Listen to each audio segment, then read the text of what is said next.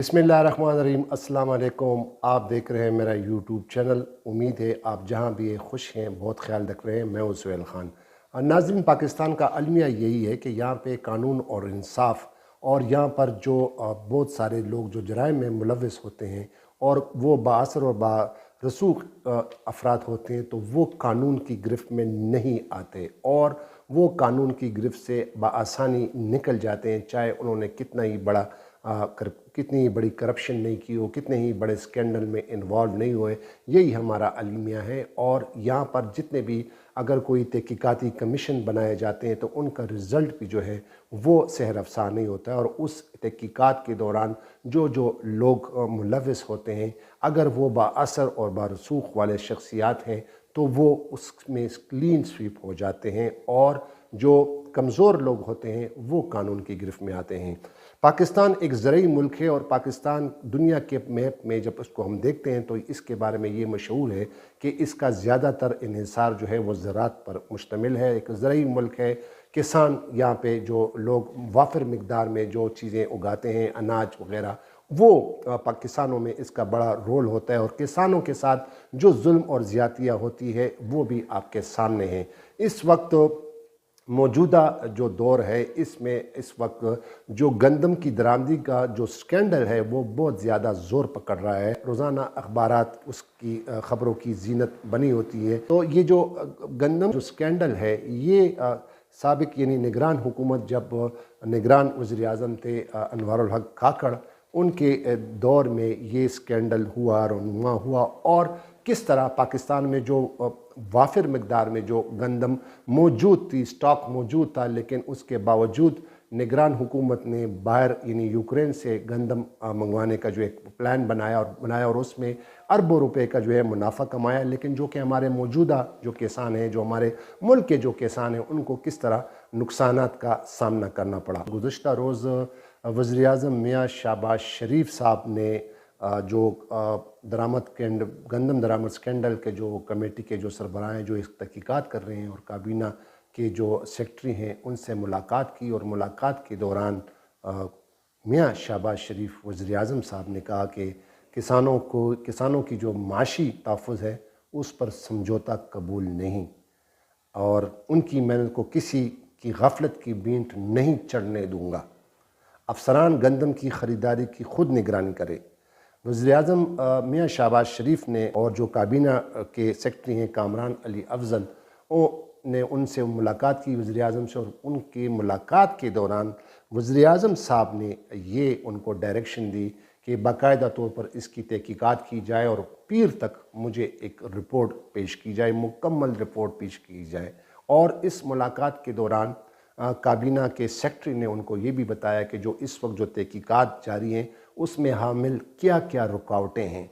अब ये बात जो है ना बड़े काबिल गौर है कि उसमें क्या क्या रुकावटें हैं। अब रुकावटें कौन डाल रहा होगा? ज़ाहिर है जो ब्यूरोक्रेसी इसमें इन्वॉल्व थी, उस वक्त की जो काबीना के जो लोग थे वो इन्वॉल्व थी। ज़ाहिर है अब इतनी बहुत बड़ा स्कैंडल हुआ है, अरबों रुपए का जो निगरान हुकूमत ने किस तरह यूक्रेन से उन्होंने गंदम जो है इंपोर्ट की, और किस तरह यहाँ पे हमारे जो काश्तकार हैं, हमारे जो किसान हैं, उनके गंदम का क्या हुआ, उनका किन मुश्किलात का सामना है।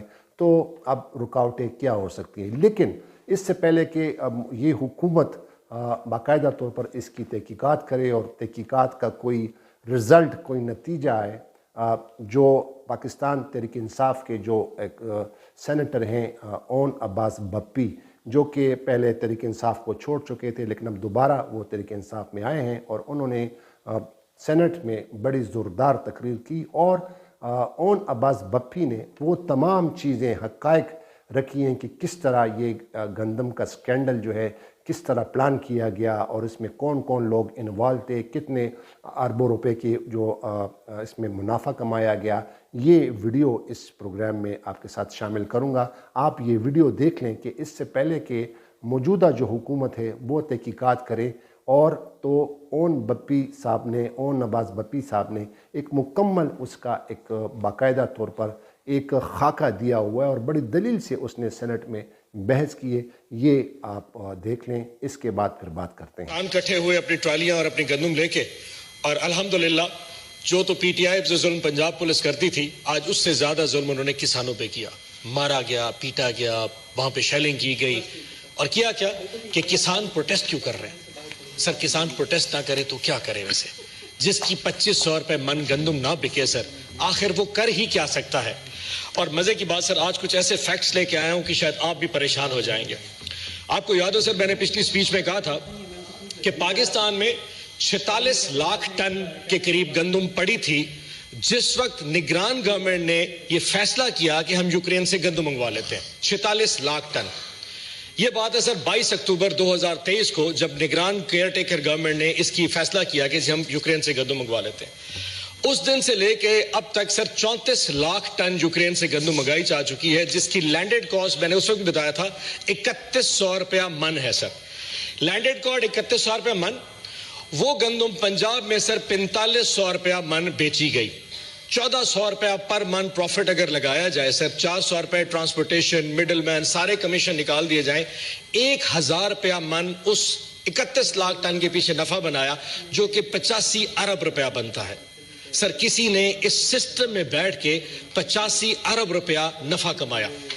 حیرانی کی بات سنیے سر، 22 اکتوبر کو کیئر ٹیکر گورنمنٹ اعلان کرتی ہے کہ یوکرین سے گندم منگوا لے، اور 1 نومبر کو پہلا جو شپ ہے وہ یوکرین سے پاکستان آ جاتا ہے 8 دن کے اندر. نارملی سر اگر آپ یہ جہاز یوکرین سے منگوائیں تو 22 سے 24 دن لگتے ہیں. آج گورنمنٹ نے اعلان کیا کہ جب نے اجازت دے دی ہے آپ یوکرین سے گندم منگوائیں، پھر وہ ایل سی کھلے گی، بینک جائے گا، 100 مسئلے. 22 دن سر ایک جہاز کو لگتے ہیں یوکرین سے کراچی آنے میں. پہلا جہاز 8 دن کے اندر آ گیا. سر کوئی نہ کوئی تو نفع بنا رہا تھا، جس کو پتا تھا کہ اجازت نگران گورنمنٹ دینے والی ہے، اس نے آرڈر آلریڈی پلیس کر دیا تھا ایڈوانس میں، اور 8 دن میں پہلا جہاز آ گیا. اس وقت کراچی میں 3 جہاز آلریڈی اس وقت بھی کھڑے ہوئے ہیں. یعنی کہ کوئی پوچھنے والا نہیں تھا کہ پنجاب کی کسان کی گندم 46 لاکھ ٹن رول رہی ہے سر گوداموں میں، اور 34 لاکھ ٹن کو یوکرین سے پہلے منگوا چکا تھا. یہ 85 ارب کا نفع کسی نہ کسی نے تو بنایا ہے. اس سے بڑھ کر دیکھیں، $1 ارب کی ٹوٹل یہ ایکسچیکر کو جو امپورٹ ہوئی ہے، اس میں گورنمنٹ آف پاکستان نے $1 ارب کا اپنا لاس بک کیا. یعنی کہ ہمارے ریزروز میں سے $1 ارب یہاں سے چلے گئے. یہ بھی کسی کو خیال نہیں آیا. آج جو کسان لاہور گیا بیٹھا تھا وہ کہہ رہا تھا کہ میرا خرچہ 1,40,000 روپیہ پر ایکڑ کے پیچھے آیا. اگر گورنمنٹ مجھے 2500 روپے بھی، اس وقت اس کی 2500 میں گندم ہے، تو میں 50,000 روپے ایکڑ کا لاس کر رہا ہوں.